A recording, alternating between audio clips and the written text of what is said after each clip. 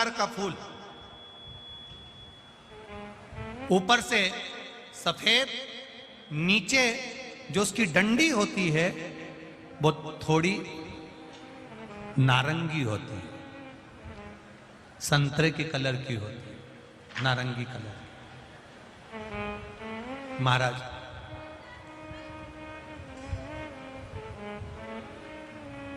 रात्रि में खिलने वाला ये फूल, रात्रि में जो फूल खिलता है ये पारिजात का, और हार श्रृंगार का जो ये पुष्प है जिसको हार श्रृंगार भी कहते हैं, पारिजात भी कहते हैं, और कहीं कहीं इसको शिरडली का पुष्प भी कहते हैं। ऊपर से सफेद होता है, नीचे उसकी जो डंडी होती है वो नारंगी कलर की होती है। शिव कथा कर रही है, शिव महापुराण का चरित्र कर रहा है। जिस समय पर संतान की प्राप्ति नहीं होती या किसी कारणवश,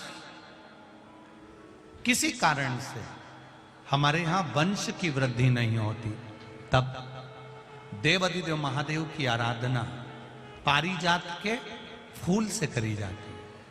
अब उस पुष्प को चढ़ाने का एक तरीका है, जरा ध्यान दीजिएगा। पंच पुष्प शिव महापुराण की कथा आप लोग सुनने के लिए बैठे हो, बड़ी आस लगाकर बैठे हो, उसको समझिए। पारिजात का जो फूल शिव जी को चढ़ता है, भगवान देवाधिदेव महादेव को चढ़ता है, जैसे ये शिवलिंग है, मान लो ये शंकर भगवान का शिवलिंग है, ये जलाधारी है, ये जल नीचे गिरने का स्थान। आप लोगों ने पहले कथा सुनी है ना सबने, आपको सबको मालूम होगा। राइट में गणेश जी का स्थान, लेफ्ट में कार्तिकेय का स्थान, बीच में अशोक सुंदरी की जगह। जहां पर यह शिवलिंग रखा है वो माता पार्वती जी का हस्त कमल, शिवलिंग के रूप में, शंकर भगवान के रूप में यह शिवलिंग है। ऊपर से जो एक एक बूंद जलाधारी नीचे गिरती है वो शंकर भगवान की 5 लड़कियां, जया, विषहरा, शामली बारी, दौतली और देव, ये शंकर जी की 5 बेटियां हैं। वंश वृद्धि के लिए, कार्य सिद्धि के लिए, वैभव प्राप्ति के लिए, या अपने हृदय की सुख समृद्धि के लिए, संतान प्राप्ति के लिए पारिजात हार श्रृंगार के फूल की शिव जी को आराधना होती है। हार श्रृंगार का जो पुष्प होता है, अशोक सुंदरी वाली जगह पर हम पारिजात के पुष्प को समर्पित करते हैं। उसकी डंडी का जो मुख है वो शिवलिंग की ओर होता है जब हम अपना अशोक सुंदरी पर चढ़ाते हैं, और फूल का मुख इधर होता है। वापिस उसी पारिजात के पुष्प को उठाकर हम माता पार्वती जी के हस्त कमल पर, जो गोल हस्त कमल है, वहां समर्पित करते हैं। उस जगह पर माता पार्वती जी की ओर से जो पुष्प समर्पित किया जाता है, उसकी डंडी पारिजात की हमारी ओर होती है, पुष्प का मुख महादेव की ओर होता है। तीसरी जगह जब हम पारिजात के पुष्प को अशोक सुंदरी पे से उठाकर जगत जननी के हस्त कमल पर रखते हैं, हस्त कमल पे से उठाकर देवाधिदेव महादेव के शिवलिंग पर रखते हैं, उस समय पर पारिजात के पुष्प की डंडी शिवलिंग के ऊपर होती है और फूल का मुख अपनी ओर होता है। इस जगह पर पारिजात के पुष्प की डंडी के केसर से ही महादेव को त्रिपुंड लगाया जाता है और महादेव से प्रार्थना करी जाती है। अब पारिजात के फूल का केसर कैसे बनाना है वो भी एक बार आप लोग अच्छे से समझे। जैसे मान लो अभी पारिजात का तो फूल यहाँ पर नहीं है, पर आप टीवी पर दर्शन कर रहे होंगे। पारिजात पुष्प की जो पीछे की डंडी होती है, फूल सफेद और पीछे जो डंडी होती है नारंगी कलर की, केसरिया कलर की, उसको तोड़ लिया जाता है। तोड़कर ऐसी 25-50 फूल की पीछे की डंडी को तोड़कर उसको रख दिया जाता। उसको धूप में नहीं सुखाते, केवल घर में उसको एक कटोरी में या थाली में रख दो, वो धीरे धीरे सूख जाएगा। सूखने के बाद उसको पीस लो, पीसकर फूल की उस डंडी का, और जिस समय वंश के लिए, सिद्धि के लिए, कार्य सिद्धि के लिए या वैभव प्राप्ति के लिए हम पारिजात का पुष्प देवादिदेव महादेव को समर्पित करते हैं, उस समय इसी को पानी में घोलकर देवादिदेव महादेव को जब आप लगाएंगे तो जैसे केसर घुलती है, केसर का जैसे कलर होता है, केसर जैसी सुगंध करती है, वैसे की वैसे ही ये पारिजात की जो डंडी आप लोगों ने सुखाई है, वही डंडी का जो चंदन बनाया है, शिव जी को लेपन करा है, उस समय पर अपने हृदय की बात आपने जो देवादिदेव महादेव को कही है, बस वही सुगंध हमारे जीवन में आना प्रारंभ हो जाती है। वो पारिजात हार श्रृंगार, अगर आपके यहाँ हार श्रृंगार का पेड़ लगा हो, पारिजात का पुष्प यदि आपके यहाँ होता हो, रात को खिलता है, सवेरे मिलता है, ऐसा पारिजात का अगर वृक्ष आपके यहाँ लगा हो तो प्रयास कर लो। 12 महीने शिवरात्रि आती है, बोलो आती कि नहीं आती? आती है ना 12 महीने। 12 महीने शिवरात्रि आती है। कैलेंडर पर एक गोला बनाकर रख देना कि हमको ये शिवरात्रि आई है, हर महीने की शिवरात्रि तुम्हारे ध्यान में रहेगी। एक पारिजात का पुष्प, हार श्रृंगार का पुष्प एक अगर देवादिदेव महादेव को आपने चढ़ाना चालू कर दिया, समर्पित करना प्रारंभ कर दिया, तो आपको पीछे पलट कर देखने की जरूरत नहीं पड़ेगी, महादेव हाथ पकड़ ही रहता। पारिजात का पुष्प शिव को समर्पित हो।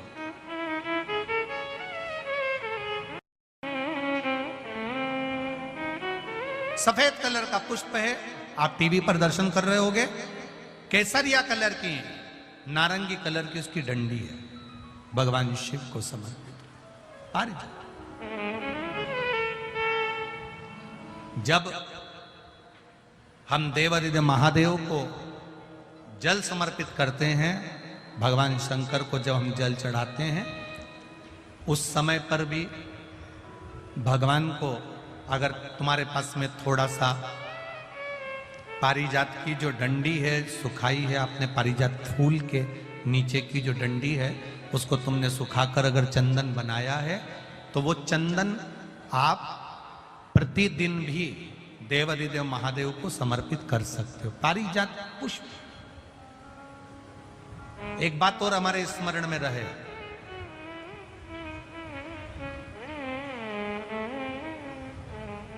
भगवान शिव को जो ये 5 तरह के पुष्प समर्पित करे जाते हैं, इन पुष्पों की डंडी जो पीछे लगी होती है, इसको तोड़ा नहीं जाता शिव जी को चढ़ाते समय, इसका स्मरण आपको रहे।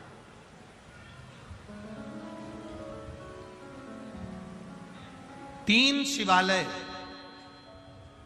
ऐसे हैं जहां पर पारिजात के पुष्प को समर्पित कर देने से, भगवान शंकर को अगर पारिजात का पुष्प समर्पित किया जाता है तो मनवांचित फल की प्राप्ति होती है। पहला, मां नर्मदा से निकला हुआ कंकर नर्मदेश्वर महादेव। अगर कहीं नर्मदा जी के कंकर से शिवलिंग बना हुआ है तो मां नर्मदा के शिवलिंग पर पारिजात का पुष्प समर्पित होता है। दूसरा, जो शिवालय एकांत में हो, एकांतेश्वर महादेव जो एकांत में बैठे हो, भले ओटले पर बैठे हो, अकेले बैठे हो, एकांत में बैठे हो, वो एकांतेश्वर महादेव पर भी पारिजात का पुष्प समर्पित कर देने से, अगर कोई अदालत का कोर्ट केस होता है तो बाबा देवादिदेव महादेव का मात्र पारिजात पुष्प का स्मरण या उसको समर्पित कर देने से भी फल की प्राप्ति होती है। तीसरा, ऐसा शिवालय जो नदी के तट पर हो, सरोवर के तट पर हो, कुंड के तट पर हो, बावड़ी के तट पर हो, कुएं के तट पर हो। आप सब लोग तो ग्रामीण क्षेत्र के निवासी हैं और जितने लोग भी कथा सुन रहे हैं आस्था चैनल पर, फेसबुक, यूट्यूब पर, सबके स्मरण में होगा पहले हमारे जो पूर्वज होते थे वो कुआं बावड़ी के पास में शंकर जी का शिवलिंग रख देते थे। ध्यान में होगा, जिसको स्मरण में होगा उसको मालूम होगा। शिवलिंग लाते थे और जहां कुआं होता था, बावड़ी होता था, तालाब होता था, नदी होती थी, उसके तट पर, उसके पास में शिवलिंग रख देते थे। कारण क्या है? किसी जलाशय, कुआं, बावड़ी, तालाब, नदी, सरोवर, इसके पास में जो शिवलिंग होता है उस शिवलिंग को बहुत सिद्ध करने की जरूरत नहीं होती। स्वयं गंगा मैया उस कुंड बावड़ी के रूप में रहकर शिवलिंग को सिद्ध कर देती है और वहां स्वयं विराजमान हो जाती है महाराज। वहां पर भी यह हार श्रृंगार, पारिजात का पुष्प शिव को समर्पित किया जाए। 3 जगह ऐसी है जहां कभी मौका मिल जाए और तुम्हारे पास में पारिजात का फूल हो और कहीं तुम्हें मिल गया, तुमने आज्ञा ले ली, हम ये पुष्प ले लें क्या, और लेकर अगर आपने चढ़ाया है तो उसका फल जरूर मिलेगा। आप भी जाते जाते रास्ते में किसी का पौधा देख लेते हो, किसी का पेड़ देख लेते हो, किसी का बगीचा देख लेते हो, किसी की वस्तु देख लेते हो, आपके भीतर भी वो भाव जागृत हो जाता है कि ये अच्छा फूल है, मैं भगवान के लिए तोड़ लेती हूँ। अभी नवरात्रे चल रहे हैं, लाल कलर का वो फूल होता है ना, तो लोग किसी के भी पेड़ से, किसी के भी बगीचे से, किसी के यहाँ से भी तोड़ कर ले आते हैं, देवी जी को चढ़ा देते हैं, बड़े प्रेम से पल्लू वल्लू लेके खुश होके। तुम सोचती हो कि देवी मैया प्रसन्न हो गई, देवी जी कह रही हैं अरे यो चोटी, बताओ, दूसरे के घर का चुरा कर लिया, दूसरे के घर का उठा कर लिया, दूसरे का सामान लेकर आ गई और चढ़ा कर कह रही है कि मैंने भगवान का पूजन कर दिया, भगवान की आराधना कर दी, भगवान की सेवा कर दी। ना ना, जैसे अपने घर का 1 लोटा जल लेकर जा रहे हो, अगर किसी के यहां तुमने पूछ लिया कि हमें आपके बगीचे का फूल ले जाएं, वो आज्ञा दे दे तो ले जाओ।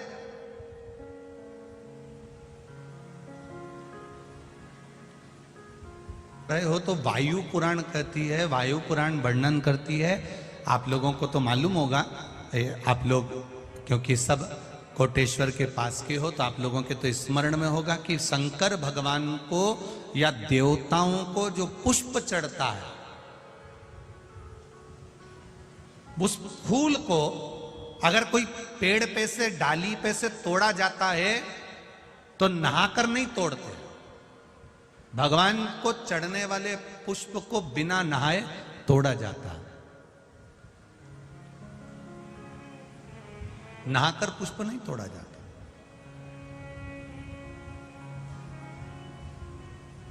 कितने लोग हैं जो बगीचे से फूल तोड़ते होंगे तो नहा के तोड़ लेते होंगे, और कितने लोग हैं जो बगीचे से पुष्प तोड़ते हैं तो सुबह सुबह उठे, मंजन आदि करा, हाथ पैर धोया, बगीचे में गए, डाली पे से फूल तोड़े और भगवान को समर्पित करे। वायु पुराण का शब्द कह रहा है, भगवान को समर्पित होने वाले पुष्प जब आप तोड़ते हैं, लेकर आते हैं,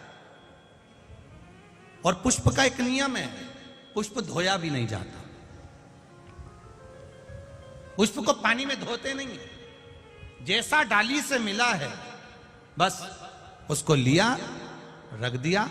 जब आप पूजन करने के लिए बैठे और पूजन के समय पर उस पुष्प को तुमने उठाकर भगवान को समर्पित किया, भगवान को चढ़ाया, भगवान को समर्पित करना प्रारंभ करा। अब आप लोग कहेंगे गुरुजी शरीर बासी है, शरीर हमारा, बताओ हम स्नान करें नहीं है और स्नान नहीं करे और फूल तोड़ लिया तो वो फूल अशुद्ध नहीं हो गया? वो फूल शुद्ध ही नहीं हुआ। वायु पुराण कह रही है, वायु पुराण वर्णन कर रही है, भगवान को चढ़ने वाला पुष्प जब हम डाली पे से उतार कर लेकर आते हैं और लाकर हम भगवान के पास में कहीं स्थान पर रख देते हैं, और स्नान करने के बाद जब हम शंकर भगवान को याद, कोई भी राम जी को, कृष्ण जी को, ठाकुर जी को, देवी जी को वो पुष्प जब समर्पित करते हैं तो उससे ना जाने कितने कितने दोष हमारे जीवन के समाप्त हो जाते हैं। ये वायु पुराण वर्णन कर रहे हैं। ना जाने कितने कितने दोष हमारे समाप्त हो जाते हैं। ये वायु पुराण कर रहे हैं, ये वायु पुराण कर रहे हैं। अब पुष्पदंत गए, देखते देखते चित्ररथ राजा के बगीचे में प्रवेश कर रहे हैं। अब चित्ररथ राजा के बगीचे में प्रवेश कर, बड़ा सुंदर बगीचा था, बड़ा सुंदर, देखकर मन में उमंगता आ गई कि मुझे इसमें से पुष्प तोड़ना है। राजा चित्ररथ के बगीचे में प्रवेश कर गए, बिना पूछे, बिना जाने, बिना बात करे, बस बगीचे में गए और फूल तोड़कर, पत्तियां तोड़कर लेकर आ गए और लाकर उन्होंने भगवान शंकर को समर्पित करना प्रारंभ किया।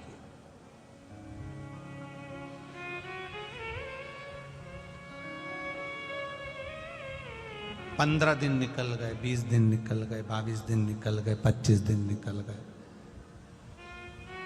एक बार राजा चित्ररथ भगवान का पूजन करने के लिए बैठे और भगवान का पूजन करते करते राजा चित्ररथ ने कहा, चलो बगीचे से फूल लेकर आओ, जाओ जरा। अब माली गए, जो सेवक थे वो बगीचे पहुंचे और बगीचे से पुष्प लेकर आने लगे। बगीचे से जब पुष्प लेकर आए तो बगीचे में जाकर क्या देखते हैं कि वहां तो एक भी पुष्प नहीं है, सारे पुष्प टूट चुके, कोई ले जा चुका। कोई बात नहीं, टूट कर नीचे गिर गए होंगे। दूसरा दिन हुआ, तीसरा दिन हुआ, चौथा दिन हुआ, पांचवा दिन हुआ। रोज बगीचे से फूल गायब हो जाते हैं, रोज बगीचे से फूल समाप्त हो जाते हैं और वो फूल मिल नहीं पाते हैं। बड़ा दुखी होते हैं राजा। आज राजा को क्रोध आ गया, आखिर बगीचे में से फूल चुरा कौन रहा, पता नहीं। हमने बहुत ढूंढा पर मिल नहीं रहा, बहुत प्रयास करा पर मिलता नहीं है।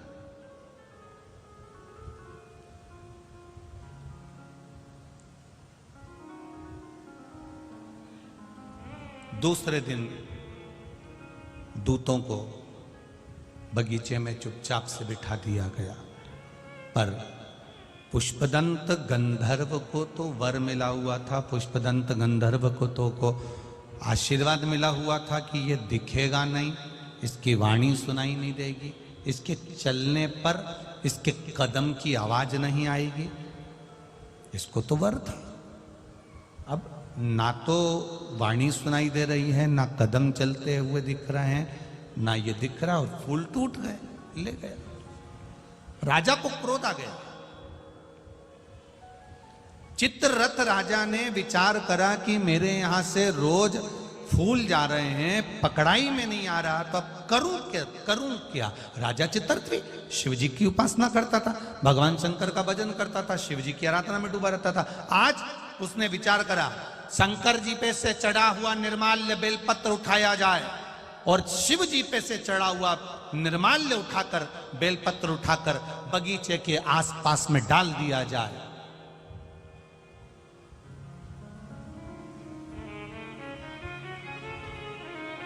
लोग समझते नहीं हैं, मंदिर में जाते हैं, भगवान पे चढ़ा हुआ फूल, भगवान पे चढ़ी हुई बेलपत्री पूरे मंदिर में जहां वहां पड़ी रहती है और लोग उस पे से चलते हुए, लांघते हुए निकल जाते हैं।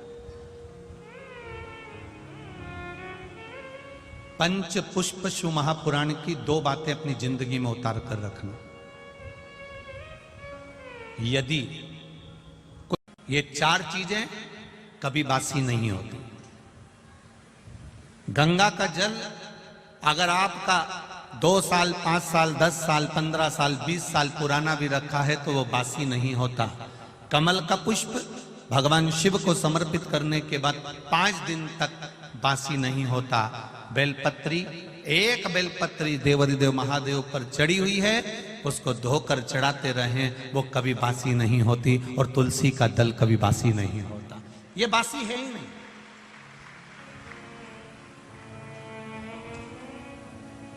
भागवत, रामायण, गीता, शिव पुराण, भगवान का भजन, कीर्तन, स्मरण, मंत्र जाप, आपके गुरु ने जो आपको जाप दिया है, आपके गुरु ने जो शब्द दिया है, आपने जो भगवान का नाम पकड़ कर रखा है, भजन पकड़ कर रखा है, ये कभी बासी नहीं होता। आप जब गाओगे तब वो ताजा, उसमें बासी का नहीं।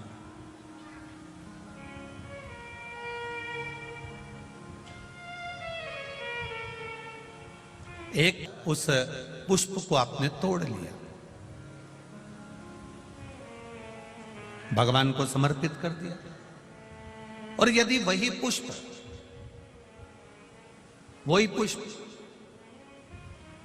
आप बिना पूछे, जिसका बगीचा है, जिसका पौधा है, जिसका पेड़ है, उससे तुमने पूछा ही नहीं और तुमने तो सोचा हाँ सवेरे सवेरे कौन देख रहा है, फूल तोड़ा लिया और शंकर जी को चढ़ा दिया। तो शिव महापुराण की कथा कहती है ये पुण्यता का कार्य नहीं है, यह पाप कर्म की शुरुआत हो जाती है, इसमें सुख का अनुभव नहीं होता। थोड़ा आप लोगों को भले बुरा लग सकता है कि हम दूसरे के पेड़ से फूल तोड़ कर ला रहे हैं, या तो आपको उस पेड़ वाले से हम दूसरे के बगीचे से पुष्प लेकर आ रहे हैं, या तो उस बगीचे वाले से हम दूसरे के यहाँ से पुष्प लेकर आ रहे हैं। उस पुष्प जिसके बगीचे से ला रहे हो, जिसके पौधे से ला रहे हो, जिसके वृक्ष से ला रहे हो, शंकर भगवान को फूल चढ़ाने का भी नहीं है आपके पास में, तो आप एक चावल का दाना चढ़ा दो पर अपना चढ़ाओ। शंकर जी को अगर फूल चढ़ा रहे हो तो आप पहले सामने वाले से पूछो कि आपके बगीचे से मैं रोज फूल तोड़ सकती हूँ, आपके यहाँ पेड़ से मैं आप पुष्प ले सकती हूँ। अगर वो कह दे हाँ हमारे यहाँ तो लगे ही रहते हैं, तुम्हारा मन करा करे तोड़ लिया करो, तुम्हारा मन करे उतार लिया करो और भगवान को चढ़ा दिया करो। तो वो पुष्प जब आप शिव जी को चढ़ाओगे तो आपको जीवन में एक आनंद की अनुभूति होगी और आपके कार्य सफल होना प्रारंभ हो जाएंगे अपने आप। पर यदि हमने चोरी कर कर चुपचाप से जाकर पुष्प को चुरा लिया, बगीचे से निकाल लिया और तुमने सोचा मैं भगवान का श्रृंगार करूंगी, मैं भगवान को सजाऊंगी, मैं भगवान का अलौकिक श्रृंगार करूंगी, तो उसमें पुण्यता का भाग नहीं आता महाराज, उसमें सुख का अनुभव नहीं होता है, उसमें आनंद का अनुभव नहीं। महापुराण की कथा, स्कंद पुराण की कथा ये कहती है कि शंकर भगवान पर एक लोटा जल चढ़ाने वाला या शिव महापुराण की कथा को सुनने वाले की 7 पीढ़ी नहीं 71 पीढ़ी तर जाती है। ये शिव कथा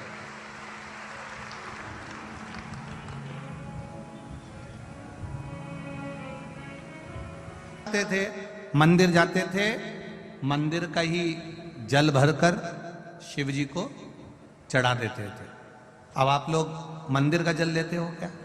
बोलो बोलो, जम के बोलो जरा। नहीं लेते। कहां से लेकर जाते हो? अपने अपने घर से लेकर। कारण क्या है?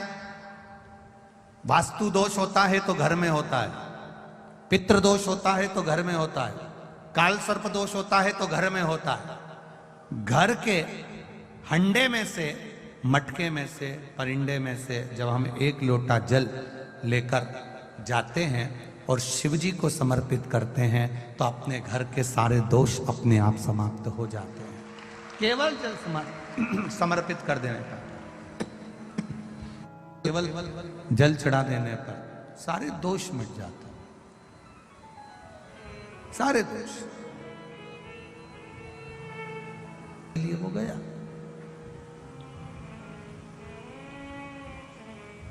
फूल पंच पुष्प शिव महापुराण की कथा है। फूल चढ़ाने से पहले फूल चढ़ाने का तरीका आना चाहिए। फूल चढ़ाने से पहले कौन से पुष्प आप देने जा रहे हो, वो फूल कहाँ से लेकर आए हो, उसका तरीका आना चाहिए। भले आपके पास में पुष्प नहीं है, आपने मंदिर कई पुष्प चढ़ाया तो उसका भी तरीका आना चाहिए।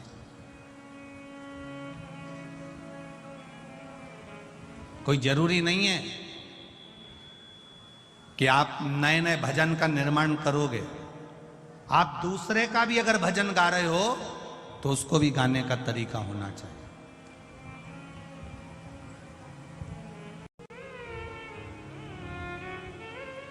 पंच पुष्प शिव महापुराण की 2 बातें अपनी जिंदगी में उतार कर रखना। यदि कोई बड़ा रोग अपने जीवन में नहीं चाहते हो, इस मुख को चाहते हो, इस मुख को जिंदगी भर शुद्ध चाहते हो और इस मुख में कभी कोई बड़ी बीमारी नहीं चाहते हो, तो 2 बातें अपनी जिंदगी में उतार कर रखना। एक, भगवान के पढ़े हुए निर्माल्य पर कभी लांगा ना जा। दूसरा, अपने मुख में पान खाकर, गुटखा खाकर या कोई वस्तु खाकर जो मंदिर के लिए रास्ता जा रहा हो, भगवान की कथा के लिए रास्ता जा रहा हो, भगवान के द्वार पर रास्ता जा रहा हो, वहां अपने मुख से थूका ना जाए। जितने लोग पार कर कर जाते हैं उतना दोष आपको लग जाता है और आपका जीवन नष्ट हो जाता है।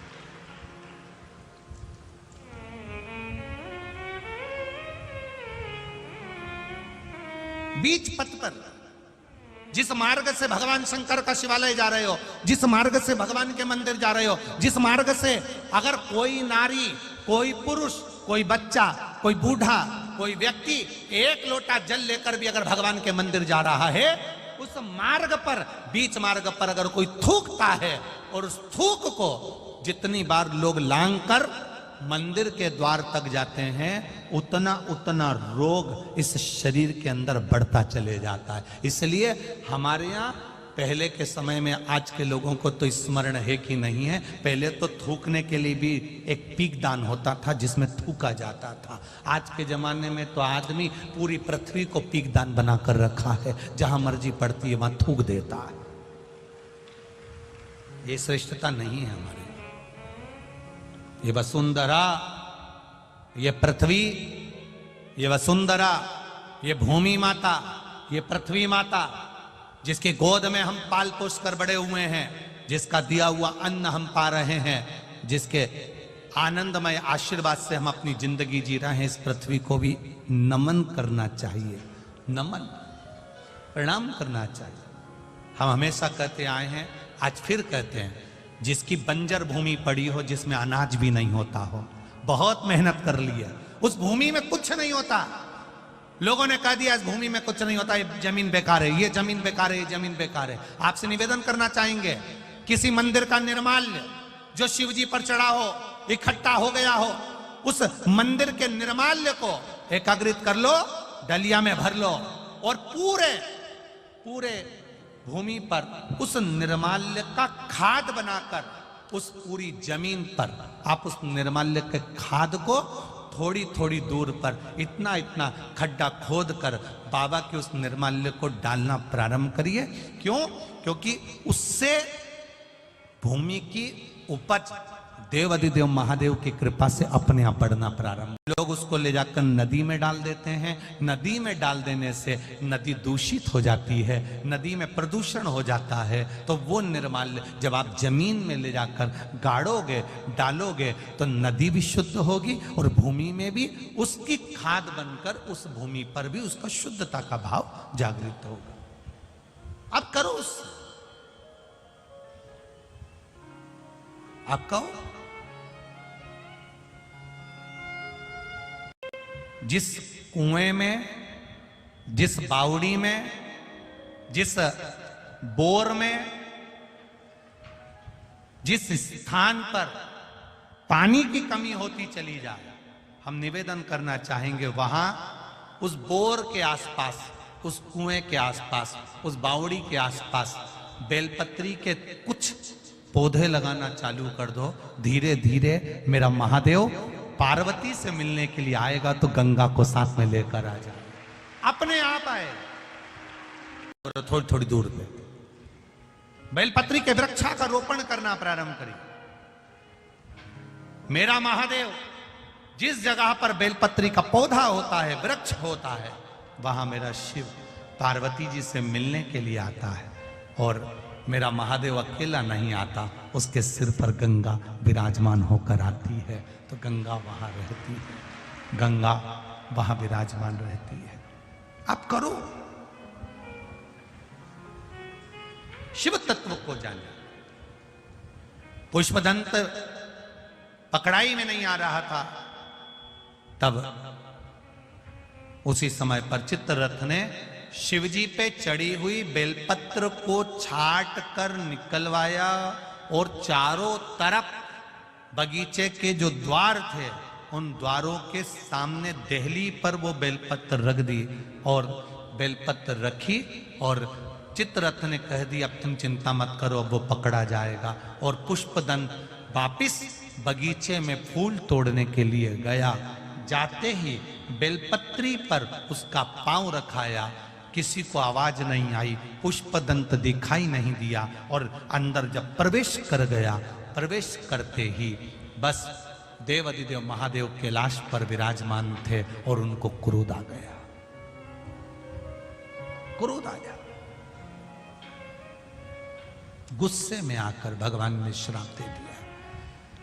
पुष्पदंत कोई साधारण सा व्यक्ति होता जो मेरे निर्माल्य को लांग कर जाता है, मैं उसको छोड़ता नहीं, पर तू मेरा भजन करने वाला, तू मेरा स्मरण करने वाला, तू जानता है कि निर्माल्य की महत्वता क्या है, शंकर जी पे चढ़े हुए जल की महत्वता क्या है, शिव जी पे चढ़े हुए एक बेलपत्र की महत्वता क्या है, शंकर पर चढ़े हुए नैवेद्य की महत्वता क्या है। कितना कितना शिव महापुराण की विद्येश्वर संहिता के गीता प्रेस गोरखपुर की अगर आपके पास में शिव पुराण हो तो उसकी विद्येश्वर संहिता के 75 नंबर पेज को निकालना, 75 नंबर पृष्ठ को निकालिए, 75 नंबर पेज को निकालकर पढ़ना। उसमें लिखा है शंकर भगवान की पूजा नारी हो, पुरुष हो, बच्चे हो, कन्या हो, स्त्री हो, वो जिस भाव से शिवलिंग की पूजन करती है, स्पर्श करती है, आराधना करती है, उसका जो मन में भाव प्रकट होता है, भगवान देवाधिदेव महादेव वेद व्यास जी लिखते हैं, शिव पूरा कर देते हैं। जो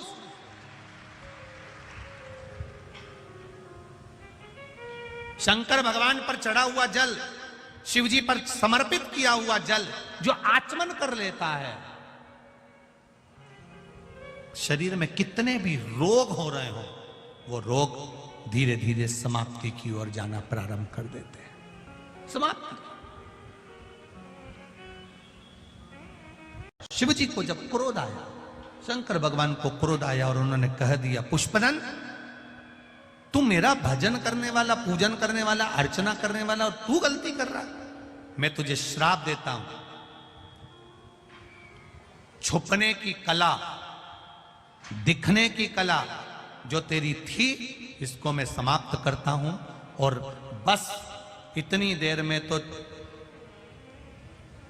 चित्ररथ को पुष्पदंत दिख गए, पकड़ लिया, ले जाकर सभा में खड़ा कर दिया। चित्ररथ ने पुष्पदंत से पूछा तुम कौन हो? मैं गंधर्व हूं, इंद्रलोक में रहता हूं, आपके बगीचे में फूल अच्छे दिखे थे, पुष्प अच्छे नजर आ रहे थे, इसलिए मैंने तोड़ दिया। पुष्प अच्छे थे, मैंने तोड़े, भगवान की पूजन में ले गया।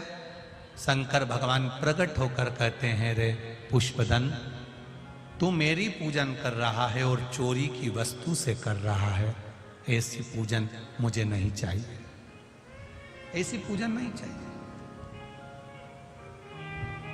आप देवाधिदेव महादेव की जब पूजन करने बैठो तो झोली पसार कर बाबा से कहा करो बाबा इतना देना, इतना देना कि मुझे किसी के आगे हाथ फैलाने की जरूरत नहीं पड़े, तेरे दरवाजे से झोली भरा जाए और मेरा सब कार्य आपकी कृपा से हो जाए, बस इतनी कृपा कर दे। नहीं थी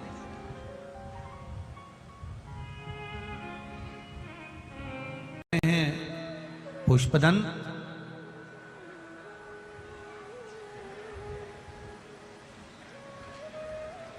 अपना खुद का जल, अपना खुद का पुष्प या किसी आज्ञा से लिया गया कोई पदार्थ शिव को समर्पित करता है, उसका